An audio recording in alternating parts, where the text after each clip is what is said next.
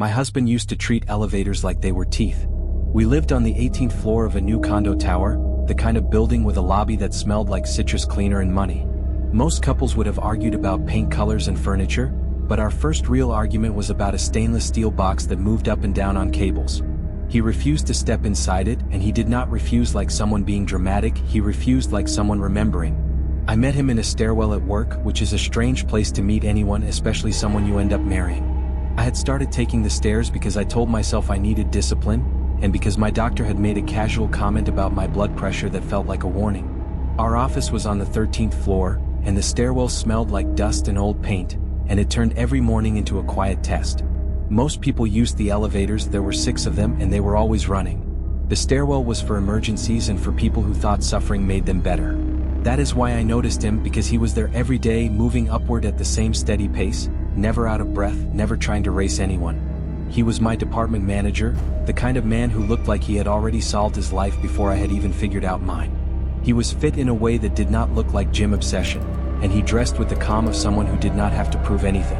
It made no sense that he would choose 13 flights of stairs for fun, so I asked him one morning, trying to sound casual. He told me he did not ride elevators. He said it like it was a preference, like he was telling me he did not like spicy food. Then he glanced at the elevator doors through the stairwell window, and I saw his jaw tighten like he had tasted something bitter. I laughed because I thought he was joking, and because it was easier than imagining a grown man afraid of a normal thing. Skyscrapers are everywhere, elevators are everywhere, and fear is supposed to have rules. It is supposed to make sense. He did not laugh with me, he only kept climbing, and that should have been my first clue. We started talking more in that stairwell, not because either of us planned it, but because routine makes intimacy feel accidental. He asked about my job, about my family, about my habit of waking up early, and I found myself answering in a way I usually did not. The stairs turned into our private hallway, a place where conversations were quieter and felt safer. When we started dating, I still did not believe the elevator thing was real. I thought he was stubborn or quirky or maybe playing some long game to keep seeing me. One night, after we had been together long enough to share a toothbrush cup, I teased him about it while we lay in bed, warm and half asleep. He told me he had noticed me long before I noticed him, and that part made me feel proud in a soft, stupid way. Then he said the elevator fear was real, and his voice went flat, like he had placed something fragile on the table between us. I asked if it was claustrophobia because that was the only explanation that felt ordinary enough to accept. He shook his head and stared at the ceiling, not blinking for a long time. His breathing slowed, and the room felt colder, not because the heat had changed, but because the story he was about to tell had weight. He said there was something he needed me to understand, and he asked me not to interrupt, because if he stopped once, he might not start again. He told me that when he was 16, he and a classmate had tried a so-called elevator ritual in an abandoned building. It was one of those internet dares that people share when they are bored and young, a list of steps that promises a doorway into something other. You were supposed to enter alone, press a sequence of floors in the exact order, and wait for the building to respond. He recited the pattern like a prayer he hated, 4 2 6 2 10 5 1. If the elevator returned to the first floor after that, you had failed and nothing happened. If it went to the 10th floor instead, you had succeeded and you were no longer in the same place you started. There were rules attached, the kind of rules that make a story feel more believable because they are specific. He said that at the 5th floor, a young woman would enter, and you could not speak to her, and you could not look into her eyes. He said that when the elevator reached the 10th floor, you could not step out, you had to press 1 and leave immediately because staying meant being kept. I remember wanting to roll my eyes because I had heard variations of that story for years, each one adjusted for different cities and different buildings. But he was not smiling, and his hands were shaking slightly against the blanket, like the memory had a temperature. He told me they had found an abandoned tower, and they had tried it, and the elevator had actually moved the way the ritual said it would. He said the doors opened on the 10th floor, and his classmate stepped out like a boy walking into a movie. The hallway beyond was dim and too quiet, and the windows showed something wrong, a sky that looked like late night even though they had entered at noon. My husband said he felt something in his stomach drop, the way it drops when you realize you are not where you thought you were. He told me he turned back to the elevator and pressed 1, because instinct finally screamed louder than curiosity.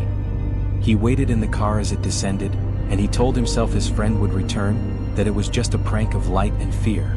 He waited until evening and then longer, and the friend never came back. After that, he said he stopped using elevators. It was not just fear of getting stuck, it was fear of being chosen again, fear that a door would open and the building would remember him. I listened and tried to be kind, but I also tried to be reasonable because that is what you do when someone you love confesses something that sounds impossible. I told myself that teenagers get into dangerous places, and that abandoned buildings kill people in quiet ways. A fall, a collapse, a bad decision, a crime that never gets reported, those things happen all the time. The elevator ritual felt like a story he had wrapped around a trauma he could not face directly, and I accepted it that way because it was the only version that let both of us breathe. Time did what time always does, it smoothed the sharp edges until the memory seemed like something that had happened to someone else. We got engaged, we planned a wedding, and we bought a condo he loved, bright and new and clean. The only flaw was that it was high enough that the city looked small, and high enough that the stairs felt like punishment. He insisted on taking them anyway. Every day, up and down with grocery bags in his hands and sweat on his neck, refusing to compromise. I learned to stop arguing because his refusal was not a preference, it was a boundary built from something old. My best friend did not see it that way. She visited once, watched him climb 18 flights like a man doing penance, and she pulled me aside with the bluntness of someone who thinks bluntness is love. She said it was ridiculous and unsafe and a waste of the building fees, and she kept asking what was wrong with him. I told her he had panic issues, that he hated enclosed spaces, that the elevator made him feel sick. I said it quickly because I wanted the conversation to be over, and because saying it out loud made it sound like something real. I did not know then that words like that can become tools in someone else's hands. On our wedding day, my friend was part of the bridal party, and she treated the morning like a game show. She wanted laughs, she wanted photos, she wanted the kind of moment people replay at anniversaries. She insisted on a playful tradition, the groom searching for the bride's shoes, and she wanted to make it harder, because she said love should be tested. She hid my heels inside an elevator, the one closest to the lobby, and she told everyone that it was time for him to face his fear. Family members crowded the doors, filming on their phones, calling his name, cheering like courage could be summoned by volume. I saw his face tighten when he realized what they had done, and I saw him glance at me like he was asking permission to survive. He stepped in anyway. He was tall enough to reach the shoes where they had been tied near the ceiling, and he lifted his arms, standing on his toes. For one moment it looked like the whole thing would end in laughter, and then the doors closed, hard and final, like someone had slammed a book shut. At first everyone assumed it was part of the joke, that he was pretending for drama. Minutes passed and the doors did not open again. The elevator did not return to the lobby, and his phone did not answer, and the laughter in the hallway began to thin. People pressed call buttons and the panel lights blinked like confused eyes. Someone ran to the management office and discovered nobody was there, because the building was new and the staff was minimal and the systems were still being finalized. That was the word they kept using, finalized, like it meant anything in the moment you needed help. The elevator finally came back down, and when the doors opened, my shoes were still in the corner where they had been dropped. The car was empty, clean and bright, like it had never held a person at all. Everyone stared into it like you stare into a mouth after it has swallowed, waiting for proof of what you know you saw. Someone said maybe he got out on another floor, maybe he was trying to be funny, maybe he was angry. People started running up the stairwell, searching each landing, calling his name until their voices went hoarse. I remember standing in my wedding dress, feeling the fabric pull at my ribs, trying not to collapse under the attention of all those eyes. There were no security cameras in the hallways yet.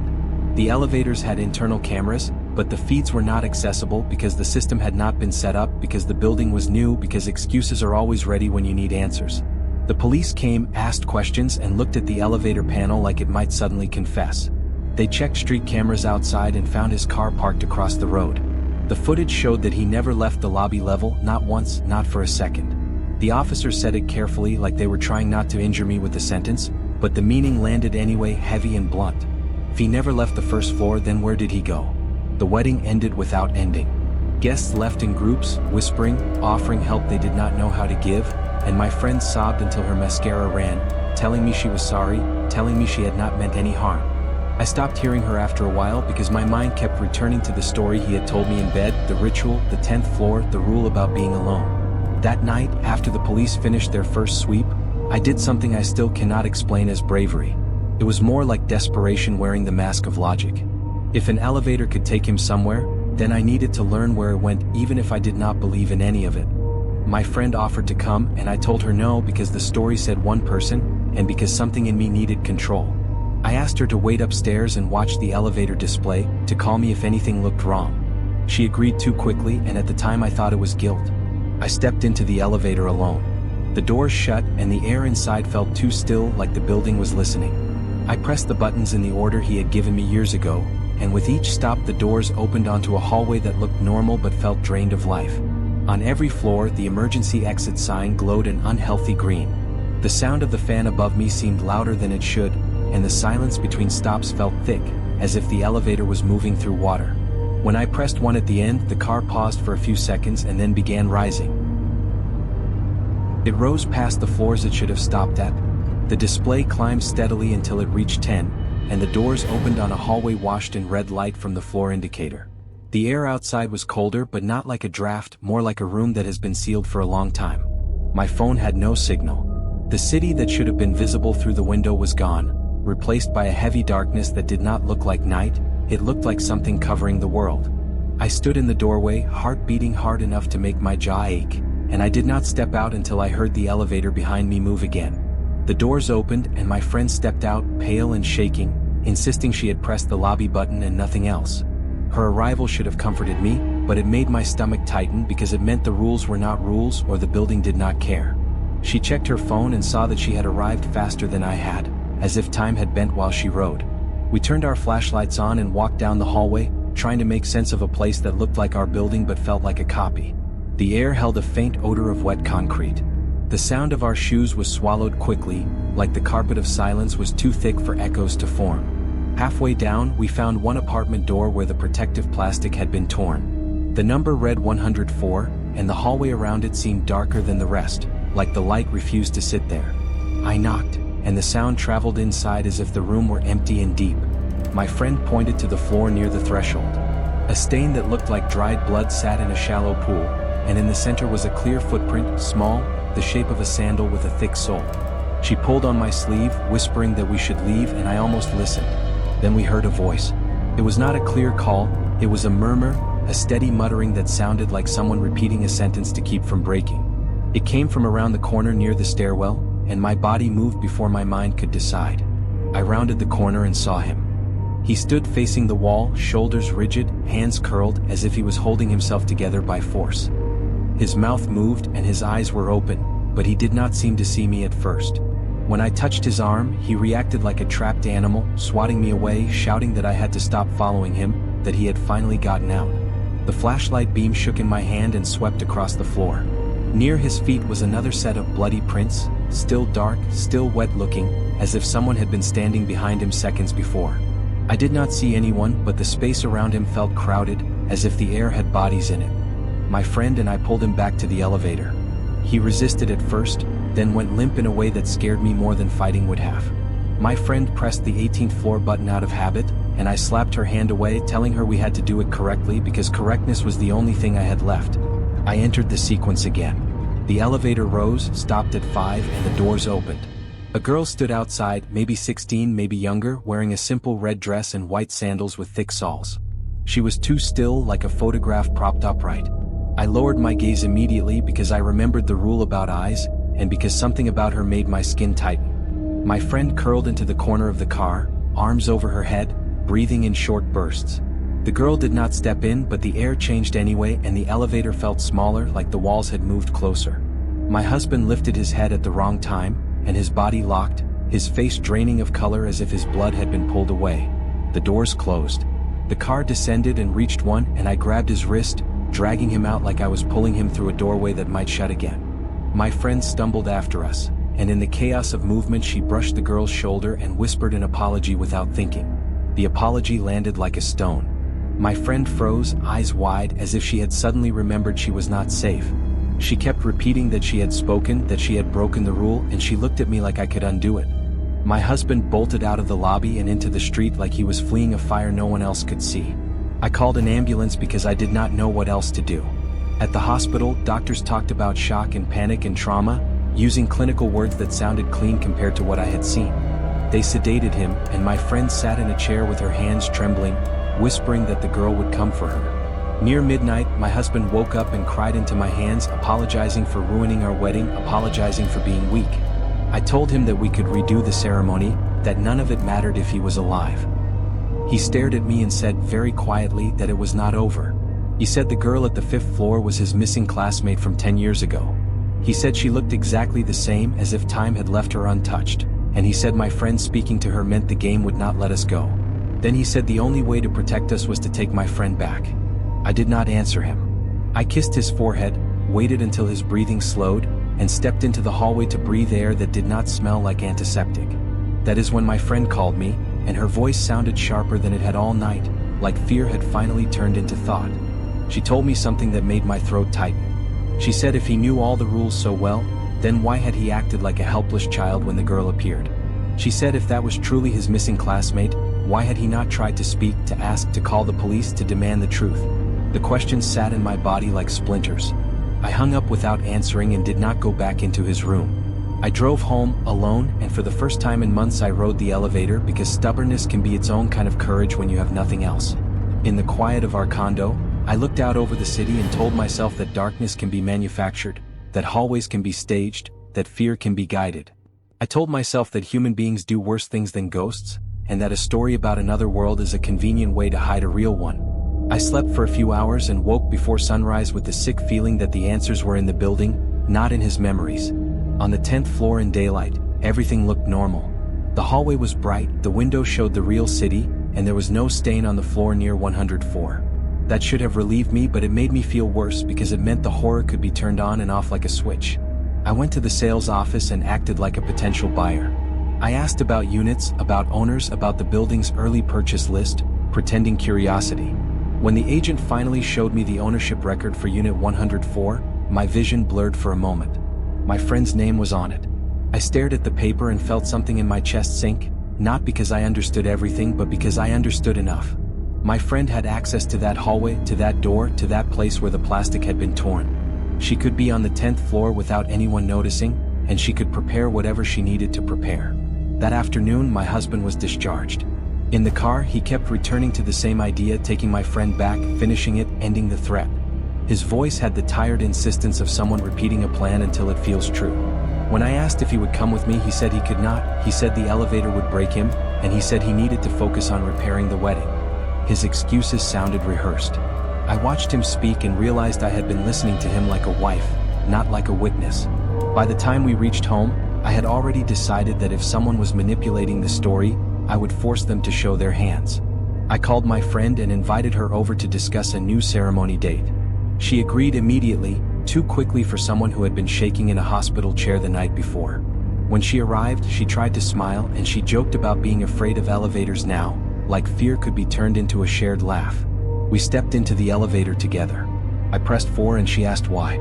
I pressed 2 and her smile collapsed, and she stepped back until her shoulders hit the mirrored wall. She begged me to stop, but I did not speak because speaking would have made me sound cruel, and I needed to stay calm. The elevator reached 10 and the doors opened onto the bright, ordinary hallway. I put my hand on her shoulder, whispered that I was sorry in the only way I could be, and pushed her out. The doors closed and her scream was cut off by the seal of metal. My hands did not shake until after I had pressed 9 and stepped out, letting the elevator continue without me.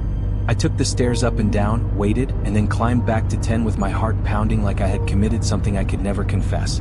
The hallway was still bright. No blood, no darkness, no red indicator, only normal carpet and fresh paint. I walked to 104 and used the key my friend had slipped into my palm as the doors closed, her fingers cold, her eyes begging without words. Inside, the air smelled like plastic and iron. A sheet of protective film covered the concrete floor, stretched tight as if someone had planned for mess. My friend was there, tied at the wrists and ankles, tape over her mouth, and her eyes were wide with the kind of fear that has nowhere to go. My husband stood across from her holding a knife and a length of cord, his expression tense and ugly, like someone caught mid-act. He saw the key in my hand and asked where I got it, and when I did not answer he started explaining, telling me it was to protect me, telling me it was to end the curse. His words came fast, like he believed speed could outrun consequence. I told him the curse was a story and stories can be built. Darkness can be made with film on windows, and red light can be installed, and blood can be poured, and footprints can be pressed. I told him the 10th floor was not another world, it was a stage and someone had been directing it. He turned toward my friend like he wanted to tear her apart with his eyes. I stepped between them and cut the tape from her mouth. She spit out one breath and said my husband had never told me the most important part. She said the girl in the red dress was her sister. My stomach turned over in a slow, cold way. My friend said her sister had disappeared 10 years ago, after going to an abandoned building with my husband when they were teenagers. She said the police asked him questions back then, and he claimed he knew nothing, and then he moved away cleanly like a man wiping a counter. She said she had spent years looking for proof, years tracing old school records and property maps and rumors. When the abandoned tower was demolished and rebuilt into our condo building, she bought Unit 104 as soon as she could, because she needed access, because she needed to be close to wherever the truth had been buried. She said she used me to get close to him, and she said she hated herself for it, and she said she did it anyway. My husband's face twisted, and he lunged toward her, shouting that she should stop. I raised the knife I had grabbed from the counter, and my arm did not feel like my own. He froze, then laughed once, sharp and bitter, like he could not believe I had finally seen him. My friend said her sister's remains had been found in the building's concrete during early renovation, hidden in the structure like a secret sealed in stone. She said the report had been quiet, the kind of quiet that money buys, and she said my husband must have known. She said the elevator ritual was a cover story he used because it made people stop asking the kind of questions that end in prison. My husband shouted that it was in the past, that 10 years was enough, that he deserved a new life. He looked at me and said we were family, that I should stand with him, that I should not ruin what we had. The way he said family sounded like ownership, and it made me feel sick. I cut the cords on my friend's wrists and pulled her toward the door. My husband grabbed my hair from behind and yanked me back so hard my vision flashed. He shoved me into her, and we both fell, and his shoe pressed into my foot with slow, deliberate force, like he wanted me to remember the pain. My friend wrapped her arm around his neck and pulled, choking him with everything she had left. He drove the knife into her leg and she cried out, and her grip loosened. He stumbled forward, ready to finish it, and in that moment something happened that I still cannot explain cleanly. His ankle jerked as if something had snagged it. He pitched forward and hit the floor hard, the knife skittering away across the plastic sheet. I scrambled for it, pressing my weight into his back, and he thrashed like a man fighting both me and something beneath him. The door burst open and police flooded the room, guns raised, voices sharp. Someone pulled him off me, hands cuffed him, and the air filled with the sound of boots on concrete and my own ragged breathing. I watched him being dragged out and felt nothing that resembled relief, only a hollow ache, like my body was realizing it had survived something it should not have had to survive. Later, in a fluorescent hospital room, my friend told me she had expected him to try to kill her. She said she gave me the key because she needed someone who could call the police without him noticing. She said she never wanted me to be hurt, and I believed her and did not believe her at the same time because both could be true. My husband was arrested. Papers were filed, statements were taken, and people in uniforms told me I was brave, as if bravery is a clean word that fixes what has been done. The building management said they would cooperate, and the sales office stopped returning calls, and neighbors started avoiding my eyes in the elevator. The strangest part was how quickly everyone wanted the story to end. They wanted a villain, a motive, a file number, a conclusion that would let them ride the elevator again without thinking. When something terrible happens in a place you live, people either move away or pretend it was a one-time defect like a plumbing issue. I moved out. I sold what I could, and I kept my wedding dress in a garment bag I never opened again. My friend disappeared into her own life, caught between grief and what she had done to satisfy it, and sometimes I wondered if she was living or just continuing.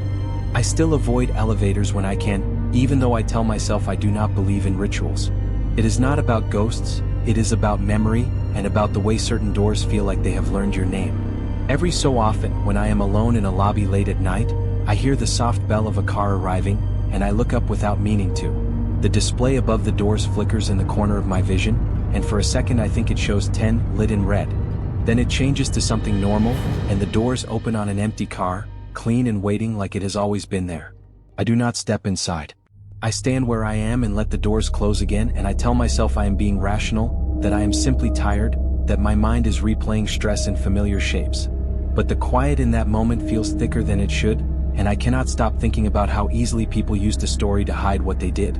I cannot stop thinking about the girl in the red dress, and whether she was real or a costume or a memory finally demanding space. I only know that some buildings keep what they are built on, and some answers stay sealed even when the locks are gone.